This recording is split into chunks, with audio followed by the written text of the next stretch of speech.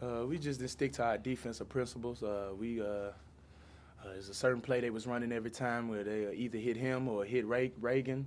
So we was getting mixed match up with that. So we just couldn't communicate on that, and that's what they kept doing. So we just had to find a better job next time we play them just to get it done.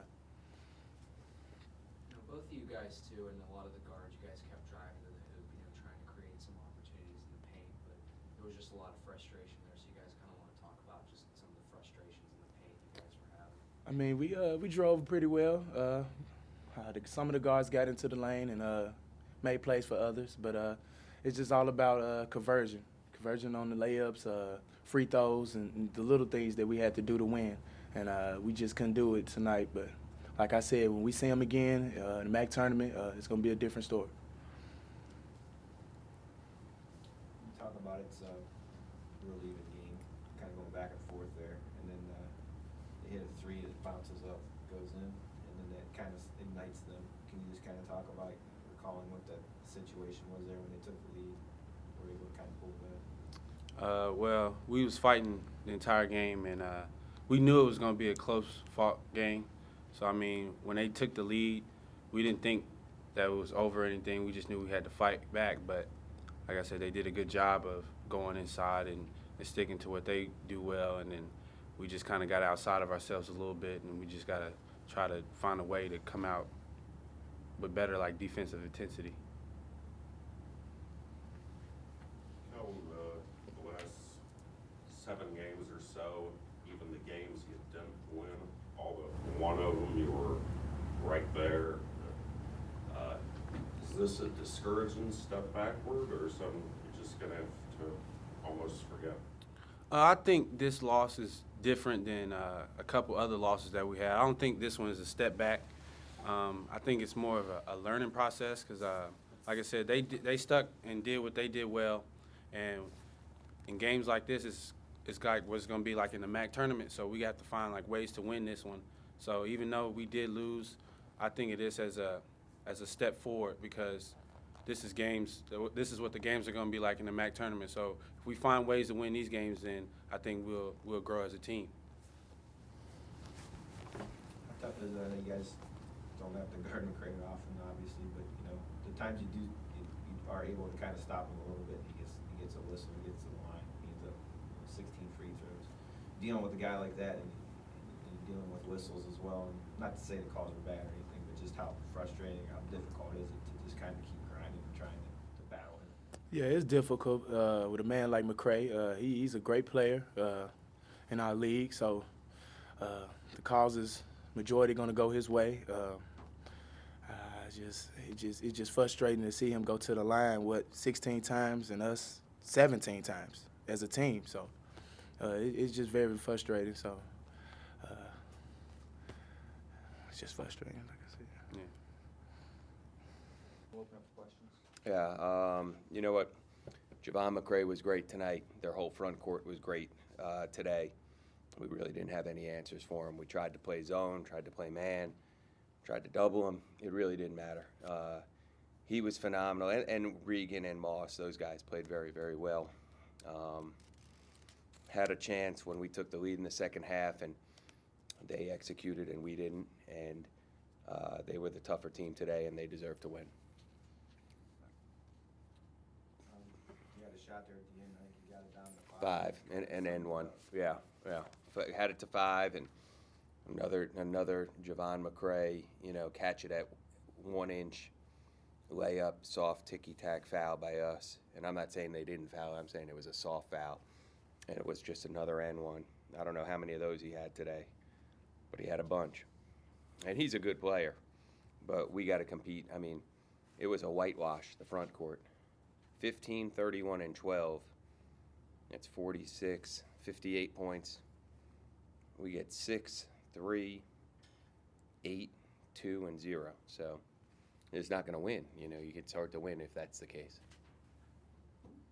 McCray himself got to the line 16 times. You guys only got there 17, and then you didn't make any of them. Just talk about the disparity. He's a monster. Listen, Javon McCray is a great, great player. Best player to ever play at Buffalo. One of the best players to play in the MAC as long as I've been here. Great player. and he's played some of his best games against us. We didn't have an answer for him. We haven't had an answer for him in 2 years. I'm hoping next year, well, he won't be here, but I'm hoping next year we'll have a guy in the post that we can throw it to consistently. I think we do, so we'll see. Is there a reason why you think you guys are like able to get to the line 17 times? We don't get to the free throw line a lot because they pound the ball. They have a post player that they can throw it to every single possession, and he's going to create fouls. We don't have a post player that you could throw it to every single possession and create fouls. When we had a guy like that last year, Chris Evans, I know he played the wing. He was the most physical, dominant wing in the league, so we got to the free throw line among the most in the country. This year, we play 3 guards. Dev, who's a three-point shooter. KB will get there occasionally. Derek will get there occasionally. And we play 2 post players that don't get fouled very often. So when they don't get fouled a ton, and Darren went to the free throw line tonight a little bit, but when you don't create fouls all the time, and we keep stressing that you got to drive the ball, you got to drive the ball, you got to drive the ball to create fouls. But we didn't do that well enough, and their front court went to the foul line 29 times from their front court to 9 for us. There's the difference. On the other hand, I mean, it was kind of a live and die by the 3 approach. I mean, you guys, That's not an approach. That's well, listen. You guys hit 3 threes, to Yeah. stay in it at the start of the second, and you didn't hit any until the 2 late. Uh-huh. What's the offensive game plan when the threes aren't falling? We have guys right now, like I said, Dev Manley, most of his shots are going to be threes. Chris Brewer's 50-50. Kellen Thomas drives the basketball. Derek Jackson's 50-50. So we have guys that are going to shoot threes. When they make them, 9 for 24, that wasn't the problem. The problem was we couldn't get rebounds. We couldn't get stops. We didn't get offensive rebounds. And we had no answer for their post player. That was why we didn't win today. And give them credit. Give him credit. Give their team credit. They kept getting it to him, which is what you do when you have a great player. Gotcha, nice start. Yeah, you know what? A lot of energy. Played with a lot of energy. For the most part, you know what? I can't sit here and say that we didn't compete. I mean, there were stretches that we didn't. There were stretches that we had some bad possessions. I think after we took the lead in the middle of the second half, we had about 4 or 5 straight, what I'd say weren't great possessions, and they scored. It wasn't. At the end of the day, you gotta compete the entire time. You gotta have production. You gotta have production. And our front court today was really, really poor, and didn't compete on the defensive end the way we needed them to. No block, 1 block shot. Kalik was, I think, 3rd or 4th in the league in blocks. In league play, he had none. 1 for 5 from him. Hey, listen, I love the kid. I do. I think he's going to be very, very good. But today was not his day. He had a tough day today. He had some chances to finish and didn't. Yeah, goes to line. And some of that is all mental for him. I don't want to say it's all mental. Some of it is mental. He's really struggling from the line, and right now he's in his own head up there. And again, he's a sophomore. I'm asking him to compete against the best player in the league, one of the best players to play in this league in a long time. He's got to do a better job, but it's it's a team thing. It's not him. But he had a tough night tonight. A tough day, I should say, today. Tough day. He'll get better though. He'll get better because he'll work at it. Seemed like at the beginning of the game too, Coach, there was a lot of nice passes, and there was a lot of organization. The guys were clicking, and then did it seem to you kind of later on in the game that the guys were just kind of throwing the ball around, not really sure who We had a couple bad turnovers at bad times, but when you have 11 turnovers on the day, that's not too bad. It wasn't the offense. We shot 46% from the field. We shot 40% from 3. All those things were fine. We didn't get to the free throw line. There's a huge disparity there, 20 points difference, okay? We're not going to get to the free throw line quite as often as they are because they're going to pound the ball inside more than we are. So that may be, there's going to be a little bit of a difference. That was a huge difference, 20 points. 20 points. In a game you end up losing by 9. And we had a couple possessions where, we shot some shots and then didn't get stops. And to their credit, again, Javon McCray, he was a monster today. He was a monster. And then they hit a couple timely threes. When we had taken the lead, Josh Freelove hit his 3 in the corner. when we had taken the lead, and then when it was like a 4-point, I think it was a 4-point game, Will Regan hit one on a roll replace, which we went over that 1,000 times. We just didn't guard it properly. So, Actually, they take the lead for good on that three that goes way up and down. yeah, that was free love. Yeah. I think Uh-huh. that was somebody else, Shannon. Oh, that was Evans? Okay, I'm sorry. Then it was Evans. I thought it was free love, but At that point, that doesn't Yeah. seem like that big of a. You know what, Bad luck, but they kind of. I guess. Yeah, I guess. You know, that was the start of it, and I thought it was free love. Maybe it was Evans. Yeah, it was Evans. You were right. Yeah, and you know what?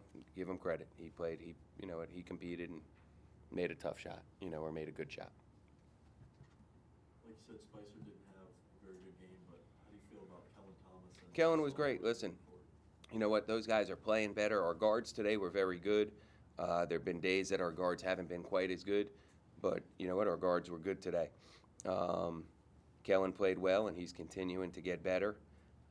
He's playing with some confidence.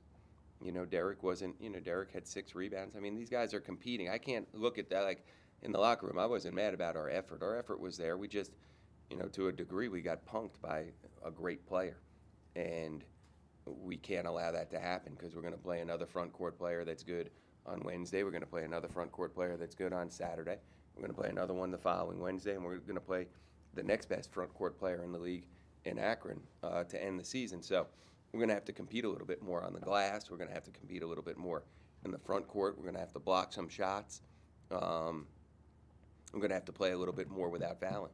You know, you can't send a guy to the line 16 times and expect to win. And then his front court guy, you know, who's his backup, goes 9 times. So that's 20, and then the 4-man goes 4 times. I mean, 30 free throws for their front court. You can't expect to win when that happens.